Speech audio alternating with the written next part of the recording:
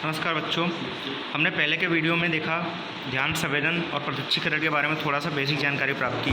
संवेदन का अर्थ देखा, बाह्य संवेदन, शारीरिक संवेदन, आंतरिक संवेदन, इसके 3 विभाग हैं। फिर संवेदन के प्रकार हम देखते हैं। संवेदन के प्रकार 5 प्रकार हैं: दृष्टि संवेदन, श्रवण संवेदन, गंध संवेदन, स्वाद संवेदन और स्पर्श संवेदन।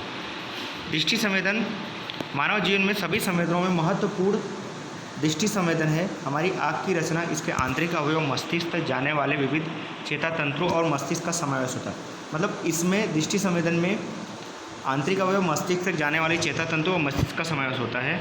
दृष्टि संवेदन की सबसे बड़ी शर्त है प्रकाश की उपस्थिति। अगर प्रकाश की उपस्थिति होगी तो ही हम कोई भी वस्तु देख सकते हैं, उसको समझ सकते हैं, उसका परिचय कर सकते हैं।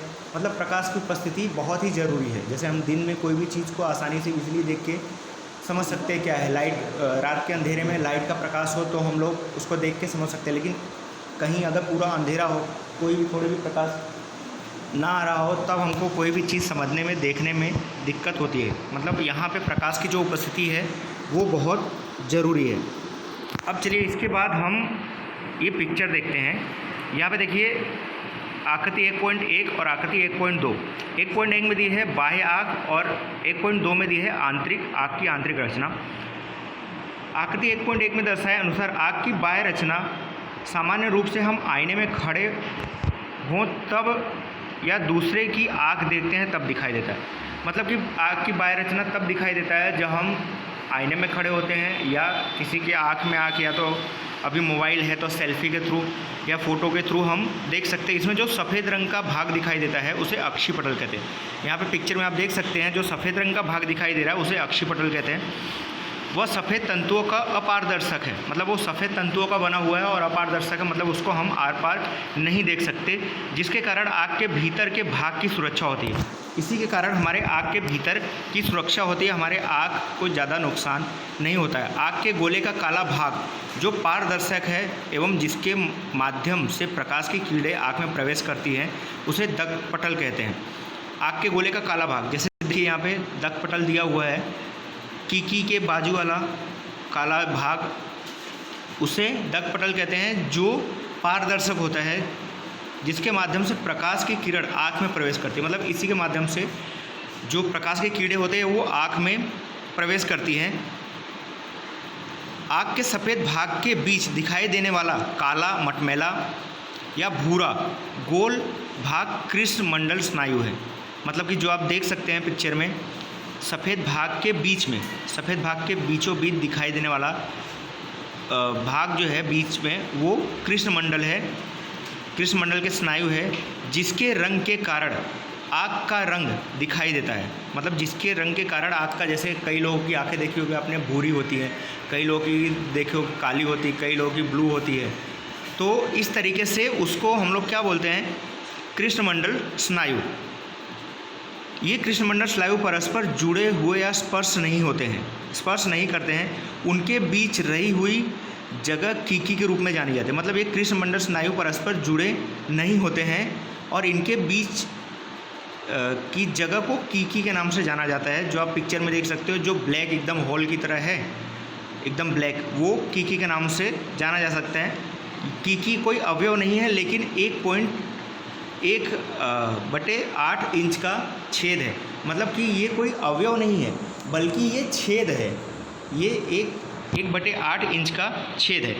अब देखिए आकृति 1.2 में हमारी आँख की आंतरिक रचना दर्शाती है कि दृष्टि संवेदन के लिए सर्वप्रथम प्रकाश की किरण दक्पटल में से कीकी एवं नेत्र मणि में से गुजरकर नेत्र पटल के निश्चित भाग तक पहुंचती है।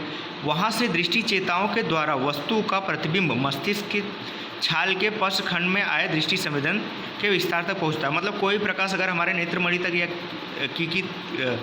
कीकी एवं नेत्रमणि से गुजरकर नेत्र पटल के निश्चित भाग तक पहुंचती है, तब वहां से दृष्टि चेता के द्वारा वस्तु का जो प्रतिबिंब है कि ये वस्तु कौन सी है या कौन व्यक्ति है या ये क्या चीज़ है, उसको हम लोग कैसे जानते हैं कि मस्तिष्क के छाल के पीछे जो पश्चखंड में आया जो दृष्टि संवेदन है वहाँ तक वो पहुँचता है, जिसके कारण दृष्टि संवेदन का अनुभव होता है। मतलब पदार्थ जो है हमको वो दिखाई देता है।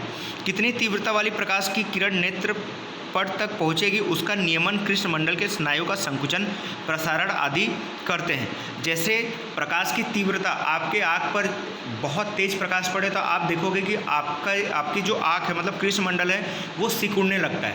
आप आँख बंद करने लगते हो कि जिससे सामने कौन सी वस्तु है वो आपको दिखे, क्योंकि आँख की भी एक क्षमता होती है, वो ज़्यादा प्रकाश और स्पीड में प्रकाश वो ग्रहण नहीं कर सकती। इसके लिए वो धीरे धीरे जो कृष्णमंडल है वो धीरे धीरे सिकुड़ने लगता है, संकुचित होने लगता है। प्रसारण पर आधारित है। कृष्णमंडल को स्नायु प्रकाश की तीव्रता के प्रति अत्यंत संवेदनशील होता है। कृष्णमंडल स्नायु की जो प्रकाश की तीव्रता है उसके प्रति अत्यंत संवेदनशील होता है। मतलब कि जैसे मैंने बताया कि इतना संवेदनशील होता है कि प्रकाश तेज पड़े तो आँख धीरे धीरे बंद होने लगती है या थोड़ा झुकने लगती है। प्रकाश की मात्रा के बढ़ने पर कृष्णमंडल का स्नायु विस्तार बढ़ता है। परिणाम स्वरूप कीकी छोटी होती है। ठीक है, कीकी छोटी होती है, प्रकाश बढ़ेगा। और यदि प्रकाश की मात्रा घटती है तो कृष्णमंडल की स्नायु संकुचित होता है, जिससे कीकी का कद बढ़ता है। और प्रकाश की मात्रा जब घटती है तो क्या होता है, कृष्णमंडल के स्नायु संकुचित हो जाते हैं, जिससे कीकी का कद बढ़ता है। पास या दूर के पदार्थ के संवेदन के लिए नेत्रमणि का सिलिंडरी स्नायु जिम्मेदार है। अगर एग्जाम में पूछे कि पदार्थ के संवेदन के लिए क्या जिम्मेदार है तो नेत्रमणि या सिलिंडरी स्नायु जिम्मेदार है। अब इसके बाद देखिए बच्चों, श्रवण संवेदन। श्रवण संवेदन संसार के साथ जीवंत संपर्क के लिए मनुष्य को कार्यक्षम श्रवण केंद्रीय की आवश्यकता होती है। आवाज़ की दिशा परखने के लिए, आवाज़ के अंतर को परखने के लिए एवं आवाज़ के आंदोलन के स्वरूप को समझने के लिए, अंतर को परखने के लिए कर्णेंद्रिय की सक्रियता आवश्यक है। मतलब कि कोई भी चीज़ को सुनने के लिए, कोई भी आवाज़ को सुनने के लिए कर्णेंद्रिय की सक्रियता बहुत ज़रूरी है। अगर वो सक्रिय नहीं होगा तो हमको कम सुनाई देगा, या कोई भी व्यक्ति अगर हमको बोलेगा, कुछ बातें बोलेगा तो हमारे दिमाग तक वो बातें नहीं पहुंच पाती। इसके लिए उसकी सक्रियता बहुत ही ज़रूरी है कि वो किसकी आवाज़ है, किसी व्यक्ति की, किसी साधन की, किसी सामान की है। कई लोग देखते हो ऊँचा सुनते, कई लोग बहुत ज़्यादा सुनते हैं, कई लोग कम सुनते हैं, तो वो इसकी वजह से ही होता है, इसकी सक्रियता की वजह से होता है। सामान्य रूप से मनुष्य 20 से 20,000 CPS साइकिल पर सेकंड तक के कंपन की संख्या प्रस्तुत करने वाली ध्वनि सुन सकता है, या कम या अधिक कंपन वाली आवाज़ नहीं सुन सकता।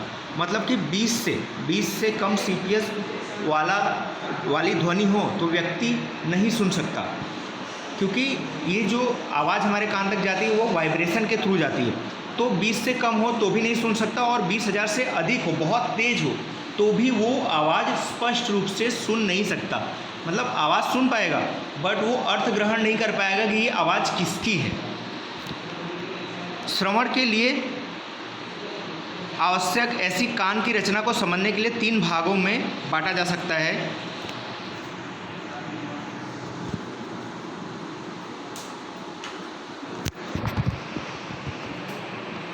पहला है बाह्य कड़, जिनमें कान की बूट, जिसको कर्णपाली कहते हैं, आप पिक्चर में देख सकते हो, कर्णनलिका एवं कर्णपटल, जिसे कर्णढोल कहते हैं, उसका समावेश होता है।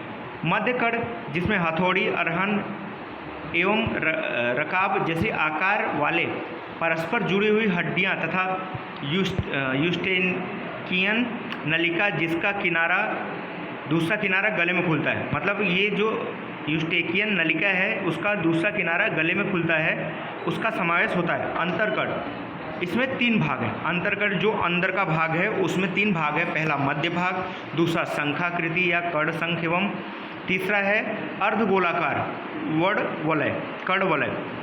पर्यावरण में रही हुई आवाज़ की तरंग कर्णपली। अब देखिए कि कैसे हम लोग आवाज़ हमारे दिमाग तक, या हम कोई भी आवाज़ का अर्थ ग्रहण कर पाते, कोई भी आवाज़ हम लोग सुन पाते, समझ पाते। पर्यावरण में रही हुई आवाज़ की तरंगें कर्णपाली में एकत्रित होकर कर्णनलिका के द्वारा कर्णढोल तक पहुँचने में उसमें कंपन उत्पन्न होता है। मतलब कि जो तरंगे होती है वो कर्णपली में एकत्रित होकर कर्णनलिका के द्वारा कर्णढोल तक पहुंचती हैं, तो वहाँ कंपन होता है, वाइब्रेशन होता है, जिसके परिणाम स्वरूप कर्णढोल के साथ जुड़े हुए कर्ण मध्य की 3 हड्डियों में कंपन पैदा होता है। कर्णढोल से जो कर्ण मध्य के बीच जुड़े हुए जो हड्डियाँ होती हैं उसमें कंपन पैदा होती है, जो ध्वनि तरंग या अस्थि तरंग में रूपांतर करते हैं। और ये अस्थि तरंगे अंतरकर्ण में पहुँचते ही प्रवाही तरंग में परिवर्तित हो, मतलब कि अंतरकर्ण में पहुँचते प्रवाही, मतलब कि स्पीड में प्रवाह के रूप में वो परिवर्तित हो जाते हैं। ये तरंगे शंखाकृति या वर्ण कर्ण वलय में आए हुए प्रवाही को उत्तेजित करने के कारण वहाँ रहे हुए सूक्ष्म बाल कोष उत्तेजित होते हैं एवं चेता प्रवाह उत्पन्न होता है। ये चेता प्रवाह मस्तिष्क के निम्न खंड में आए हुए श्रवण केंद्र तक पहुँचते ही व्यक्ति को ध्वनि का संवेदन होता है।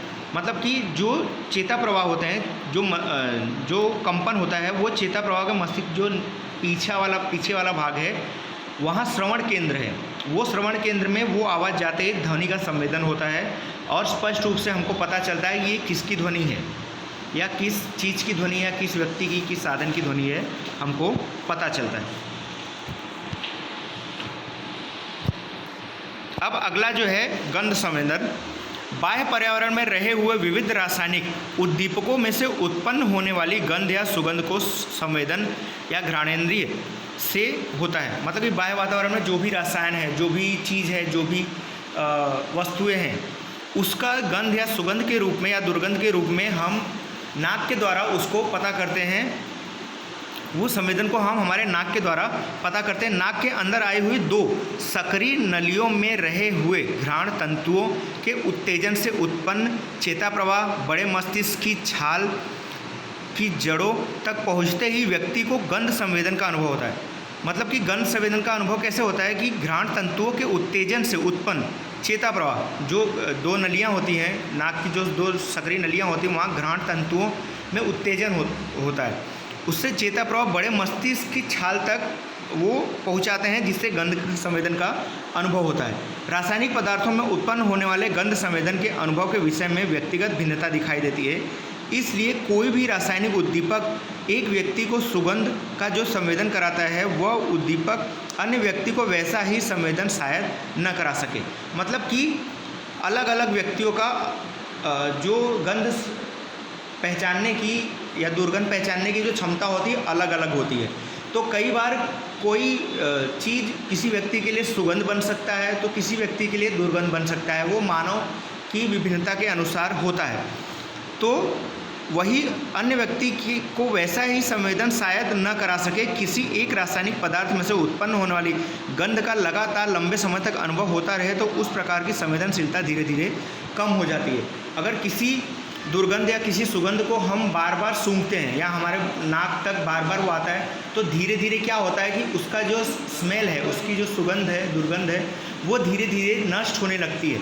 हम अगर एक गुलाब का फूल ही लें और उसको लगातार सूंघते रहें, तो एक बार ऐसा होगा कि हमारी जो इच्छा है गुलाब को सूंघने की, वो इंटरेस्ट कम हो जाएगा और हम उसको सूंघेंगे तो हमको वहाँ पे रस नहीं आएगा। तो धीरे धीरे जो संवेदनशीलता है वहाँ पे कम होती जा रही है। हमारा रस कम नहीं हो रहा है, हमारी संवेदनशीलता वहाँ पे धीरे धीरे कम हो रही है। हेनिंग ने गंध के 6 प्रकार बताए, जैसे कि जलती हुई वस्तु के गंध, सड़ी हुई वस्तुओं के गंध, इत्र की गंध, मसालों की गंध, लार की गंध एवं सुगंध।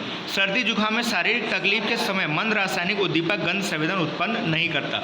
सर्दी जुकाम के टाइम पे आपने देखा होगा कि हमारी नाकें बंद हो जाती, जिसकी वजह से रासायनिक प्रक्रिया जो है वो नहीं हो पाती और हम गंध को नहीं पहचान पाते।